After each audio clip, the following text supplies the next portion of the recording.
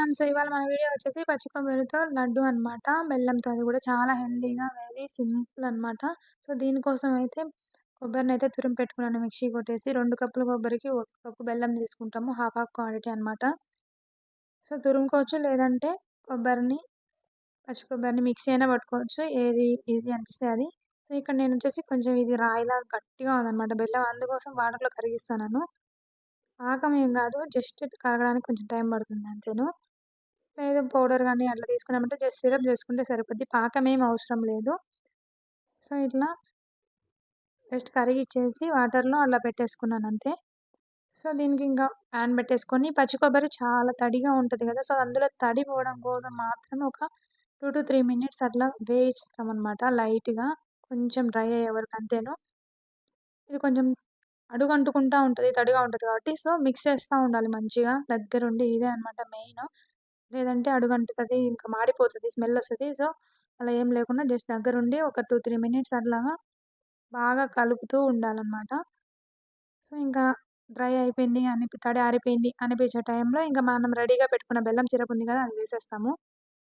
So, బెల్లం పాకం అయితే కాదు సిరప్ అది మాత్రం గుర్తుపెట్టుకోండి. జస్ట్ వేడి చేసి పక్కన పెట్టేసుకుంటాం కరిగిచ్చి అంతే. సో, ఈ బెల్లం సిరప్‌లో ఇంక ఇది బాగా మిక్స్ చేసామనమాట కొబ్బరిను. మిక్స్ చేస్తూ ఇంక మంచిగా కలుపుతూనే ఉండాలనమాట. ఇంకిదే మెయిన్ ప్రాసెస్. కలుపుతూ ఉండాలి.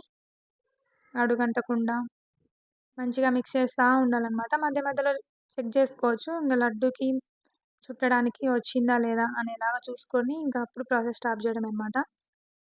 సో, ముద్దలాగా వస్తున్నప్పుడు ఇంగ ఆఫ్ చేయొచ్చు. ఇంకా నాకు రాలేదు. సో, అట్లా చూసుకుంటూ మధ్యలో చేసుకోవచ్చు. ఇందులో యాలకుల పొడి గూడా ఉంటే యాడ్ జేసుకోవచ్చు. లేకపోతే ఏం పర్లేదు. అండ్ నెయ్యి, ఒక స్పూన్ నెయ్యి గూడా వేస్తున్నాను. మంచిగా ఫ్లేవర్ బావుంటది. స్మెల్‌కి మంచిగుంటదనేసి.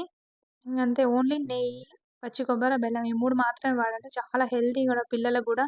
ఎప్పుడు కొబ్బరి చట్నీ అలా తింటాము. ఇంక బోర్ కొడుతుంది అనిపించినప్పుడు ఏదైనా రెసిపీ కావాలన్నప్పుడు తప్పకుండా ఇదైతే ట్రై చేయండి. చాలా అంటే చాలా హెల్తీ. అందులోనూ బెల్లం వాడుతున్నాం గాబట్టి పచ్చి కొబ్బరి మంచిదే, బెల్లం మంచిదే. సో, హెల్తీ రెసిపీ అనమాట. అండ్ స్వీట్ కాబట్టి పిల్లలు ఇష్టపడతారు. తప్పకుండా అయితే ట్రై చేయండి. నేనైతే ఇంతకుముందు కూడా 2, 3 టైమ్స్ చేశాను. చాలా వచ్చింది. అండ్ గిర్వాన్ కూడా బాగా తింటాడు. అందుకనేసి నేను ఒక కొబ్బరి గిన్నె మిగిలినా కూడా ట్రై చేస్తా ఉంటాను కొంచెమైనా. ఇది బర్ఫీలాగా చేసుకోవచ్చు. లేదంటే ఇట్లా ఉండలుగా ఉంటే లడ్డూలాగానే చుట్టుకోవచ్చు. సో, ఫైనల్‌గా మా అక్క అయితే లడ్డూలాగా వచ్చేస్తుంది. ఇంక స్టవ్ ఆఫ్ చేసి పక్కన పెట్టేసి లడ్డూలయితే చేస్తున్నాను. ఇంక చిన్న పిల్లలు కదా! మరి పెద్దగా ఉంటే భయపడతారు. ఒక్కసారిగా తినలేరు. వేస్ట్ చేస్తా ఉంటారు. సో, చిన్నగా ఉంటే ఈజీగా త్వరగా తినేయొచ్చు అనే ఉద్దేశంతో తింటారు కాబట్టి కొంచెం చిన్న చిన్నగా అయితే చేస్తున్నాను.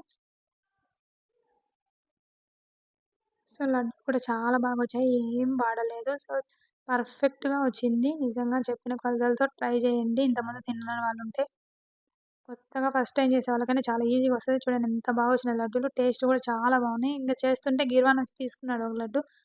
ఎలా ఉంది అంటే ఆయన థమ్స్ అప్ చూపిస్తున్నాడు చెప్పకుండా. సరే ఆయనదేముందిలే గానీ నేనైతే చెప్తున్నాను తప్పకుండా ట్రై చేయండి. చాలా అంటే చాలా బావుంటది. నేను ఇంతకుముందు చేశాను అండ్ ఇప్పుడు కూడా చేశాను. తిని చూస్తున్నాను. సో, పర్ఫెక్ట్‌గా వచ్చింది.